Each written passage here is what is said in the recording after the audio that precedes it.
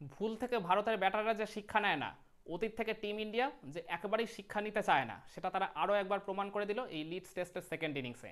প্রথম ইনিংসে ওই শেষ 7 উইকেট ভারত খুঁয়েছিল মাত্র 41 রানে, ভয়াবহ থেকে ভয়াবহ একটা ব্যাটিং বিপর্যয় হয়েছিল। আর দ্বিতীয় ইনিংসে দেখলাম ওই একই ধারাটাই তারা অব্যাহত রাখলো, শেষ 6টা উইকেট তারা হারালো মোটে 31 রানে। ওই আমি আবারও বলছি, মানে ভুল থেকে যদি শিক্ষা নিত ভারতের ব্যাটাররা বা ভারতের টিম ম্যানেজমেন্ট, তাহলে কিন্তু এই দৃশ্য এই সেম টেস্ট ম্যাচে আবার কিন্তু দেখতে হতো না। 333-4 ছিল ভারতের স্কোরটা, সেট হয়ে যাওয়া পুরোপুরি কে এল রাহুল, যিনি 137 রান করে একটা দারুণ ছন্দে ব্যাটিং করছিলেন। করুণ নায়ার তিনিও কিন্তু বেশ ভালো মতো একটা রিদম পেয়ে গেছিলেন। এই দুজনের মধ্যেও একটা 46 রানের জুটি গড়ে উঠেছিল। তখন ম্যাচে মনে হচ্ছিল ওভারওয়েলমিং টিম ইন্ডিয়াই ফেভারিট। আমরা তখন প্রহর গুনছিলাম যে কতক্ষণে আর কি ভারত তাদের ইনিংসটা ডিক্লেয়ার দেয়, মানে শেষ দিকে ওই জায়গায় মানে চালিয়ে ব্যাটিং করে নিজেদের রানটাকে কত দ্রুত তারা বাড়িয়ে নিয়ে যেতে পারে।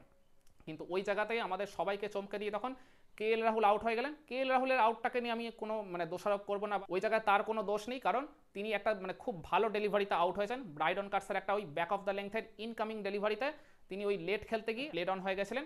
তো কে এল রাহুল তার কাজটা তো তিনি পারফেক্টলি করে দিয়ে গেছিলেন। 333-এ ওই জায়গায় 5 হয়ে গেল ভারতের স্কোরটা। আর এর ঠিক মানে কিছুক্ষণের মধ্যেই ওই করুণ নায়ার তিনি ওই মানে ক্রিস ওক্সের একটা ডেলিভারিতে ওই সামনের দিকে পুশ করলেন, ড্রাইভের মতো একটা শট নেগোশিয়েট করেছিলেন। কিন্তু ক্রিস ওক্স ওই জায়গায় মানে একটা রানিংয়ে মানে ওই ফলো থ্রুতে দারুণ একটা রিটার্ন ক্যাচ ধরেছেন বলতে হবে। মানে পুরো দোষটাও আমি করুণ নায়ারকে দেবো না, করুণ নায়ার কিন্তু শটটা একদম ঠিকঠাক মতোই নেগোশিয়েট করেছিলেন, কিন্তু ক্রিস ওক্স ওই জায়গায় চমৎকার বুদ্ধিমত্তার পরিচয় দিয়ে তার ক্যাচটা পিক করেছেন। আমি বলবো করুণ নায়ারের কিন্তু এই জায়গায় শর্ট সিলেকশনের ব্যাপারে আরেকটু সতর্ক হওয়া উচিত ছিল, কারণ প্রথম ইনিংসেও তিনি এই একইভাবে পুশ করতে গিয়ে কিন্তু ওই মানে শর্ট কভারে ফিল্ডিং করা ওই অলি পোপের কাছে একটা স্টানিং ক্যাচের মাধ্যমে আউট হয়েছিলেন। তো তারপরেও যাই হোক, করুণ নায়ার মানে নিজেও আর কি শটটা খেলে বেশ হতাশ লাগছিল তাকে। তারপর আমি মেনে নিলাম ওকে ঠিক আছে, 335-6 হয়ে গেল ভারতের স্কোরটা। এরপর রবীন্দ্র জাডেজা, শার্দুল ঠাকুর এই দুই বোলিং অলরাউন্ডারের মধ্যে একটা 14 রানের মতো জুটি গড়ে উঠেছিল। ধীরে ধীরে পার্টনারশিপটা গড়ে উঠছিল। জাডেজা একটা বোধহয় বাউন্ডারিও নেগোশিয়েট করে ফেলেছিলেন, শার্দুল ঠাকুরও ওই একটা দুইটা সিঙ্গেল নিয়ে তিনিও আস্তে আস্তে থিতু হওয়ার চেষ্টা করছিলেন। এদের হাত ধরে ভারতের স্কোরটা 349 অব্দি পৌঁছে গেল 90 ওভার শেষে। কিন্তু 91 নম্বর ওভারে এসেই ভারতের ইনিংসে একবারে সবচেয়ে ভয়ঙ্কর রকমের বিপর্যয়টা ঘটে গেল। জশ টাং তার ওই ওভারের প্রথম 4 বলের মধ্যেই তিনটা উইকেট তুলে নিলেন। প্রথমে শার্দুল ঠাকুরের উইকেটটা তুললেন। শার্দুল ঠাকুর ওই প্রথম ইনিংসে যেভাবে আউট হয়েছিলেন ওই আউটসাইড দিয়ে অফ স্টাম্প ফুল লেংথের ডেলিভারিতে ওই এক্সট্রা কাভার দিয়ে আর কি শর্ট খেলতে গিয়ে ঠিক ওই একইভাবে তিনি আবারও কাভার ড্রাইভ করতে গিয়ে আউটসাইডে হয়ে স্লিপ কর্ডনে নিজের উইকেটটা ছুড়ে দিয়ে বসেন। তো তিনি সিঙ্গেল ডিজিটেই আউট হয়ে গেলেন। আর এর ঠিক ভেরি নেক্সট ডেলিভারিতে মোহাম্মদ সিরাজ তাকে একটা শর্ট পিচ ডেলিভারি করেছিলেন এই মানে জশ টাং, আর ডাউন দ্য লেগের ডেলিভারি ছিল। তো তিনি ওই জায়গায় আর কি শটটা মানে খেলেছিলেন ঠিকই, কিন্তু একেবারেই আর কি মানে পাওয়ার জেনারেট করতে পারেননি। আর ওই জায়গায় আমি প্রশংসা করব ওই ইংল্যান্ডের উইকেট কিপার জেমি স্মিথের, তিনি চমৎকার বুদ্ধিমত্তার পরিচয় দিয়ে একটা বেশ ভালো ক্যাচ ওই জায়গায় নিয়েছেন।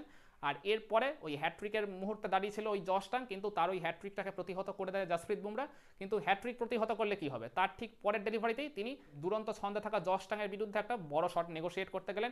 একদম ফুল লেংথের র পেসার ডেলিভারিটা তিনি খেলতে গিয়ে কোনো রকম মানে দিশাই খুঁজে পেলেন না, ওই একটা সামান্য ইনসাইডে ছয় পুরোপুরি তার স্টাম্পটা ছিটকে যায়।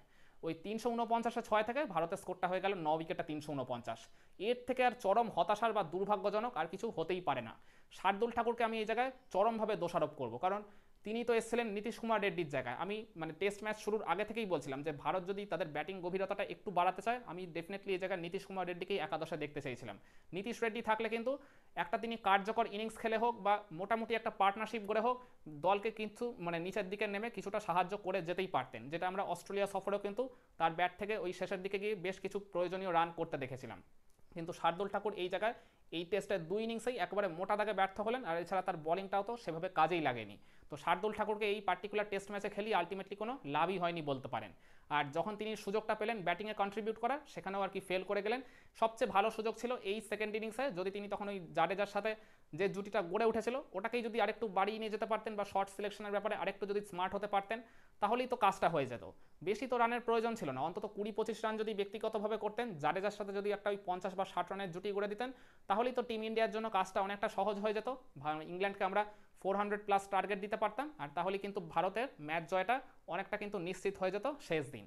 তো সেটা শার্দুল ঠাকুর একেবারে মানে সুযোগটা হাতের মুঠোর মধ্যে পেয়েও কিন্তু সেটাকে কাজে লাগাতে পারলেন না। কিন্তু রবীন্দ্র জাডেজা তার ভূমিকাটা নিয়েও আমি এই জায়গায় প্রশ্ন তুলতে চাই।